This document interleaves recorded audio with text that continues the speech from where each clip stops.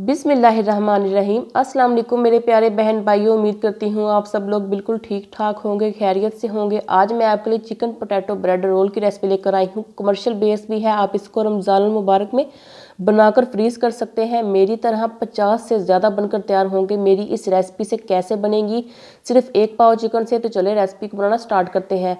हड्डी के बगैर वाला चिकन ले लिया है मैंने 1 पाव यानी कि 250 ग्राम।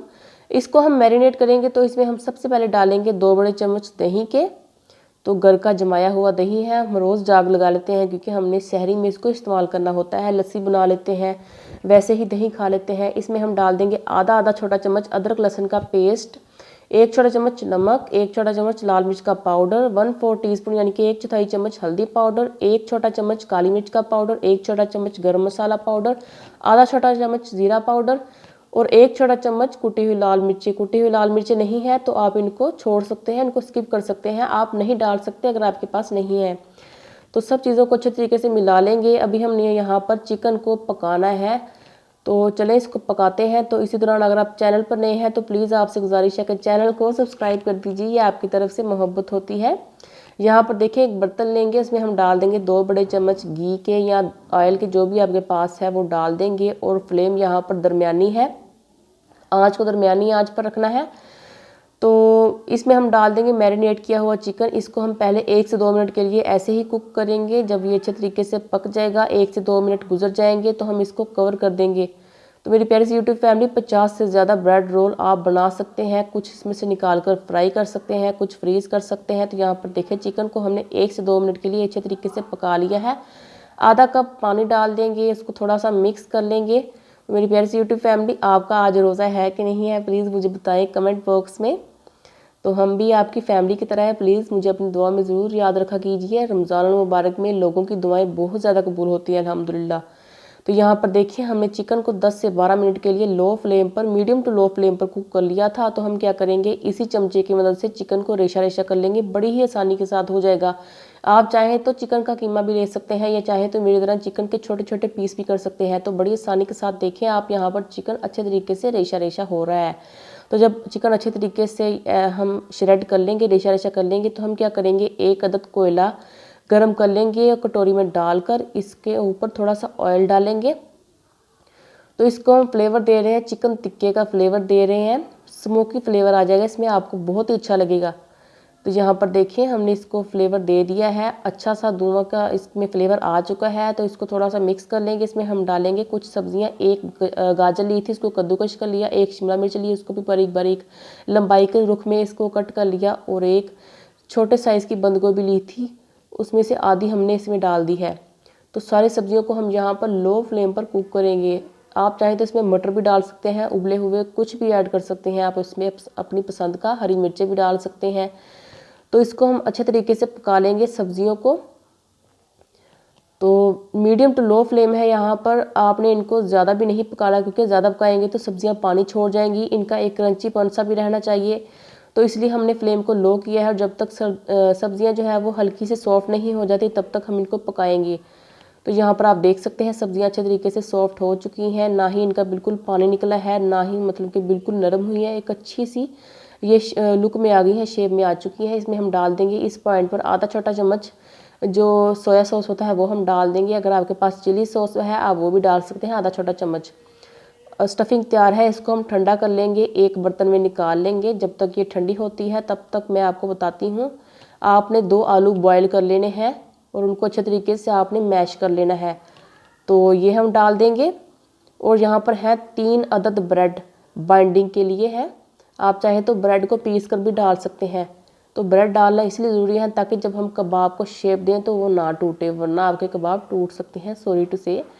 तो सब चीज़ें हमने डाल दी हैं इस पॉइंट पर, आप इसमें नमक भी डाल सकते हैं चेक करके।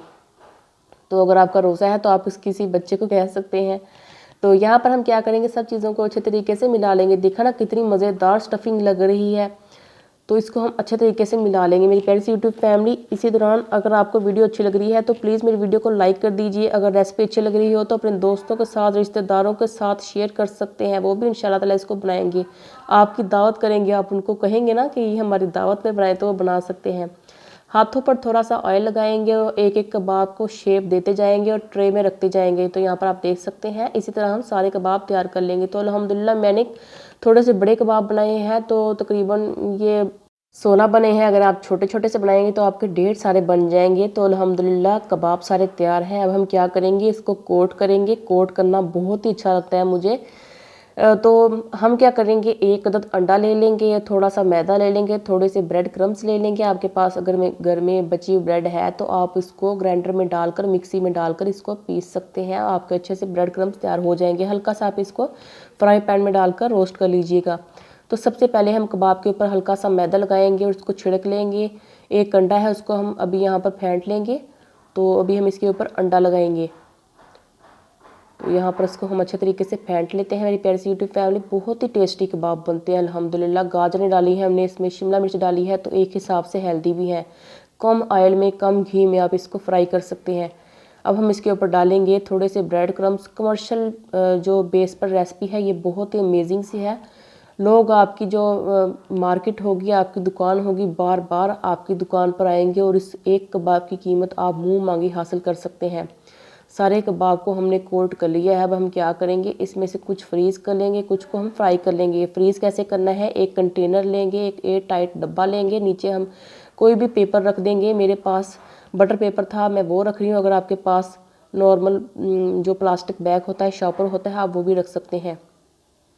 एक लेयर रोल के लगाकर हम इसके ऊपर फिर से रखेंगे बटर पेपर और फिर से रोल की तह लगा देंगे। तो अल्हम्दुलिल्लाह ये तैयार हो चुके हैं। ये देखिए, बाकी इनको हम फ्राई कर लेंगे। तो ऊपर से फिर हम इसके ऊपर शॉपर रखेंगे और ढक्कन लगाकर इसको हम स्टोर कर लेंगे फ्रिज में या फ्रीज़र में, जो भी आपके पास है। तो 1 महीना आप इसको आसानी के साथ इंजॉय कर सकते हैं। रमज़ान मुबारक अभी बाकी है, अभी 25 दिन रहते हैं इसमें।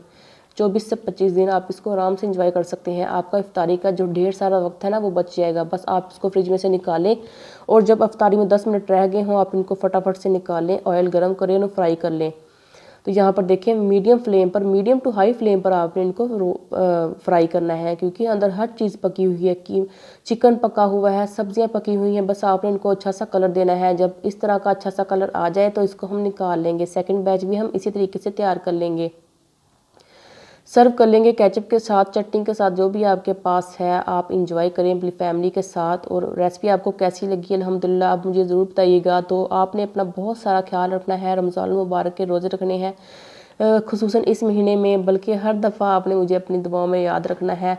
और मैं आपकी दुआओं की ख्वाहिशमंद हूँ, तो प्लीज़ मुझे अपनी दुआओं में याद रखा कीजिए। इसी के साथ अपना बहुत सारा ख्याल रखिए। इस रेसिपी को ज़रूर ट्राई कीजिए।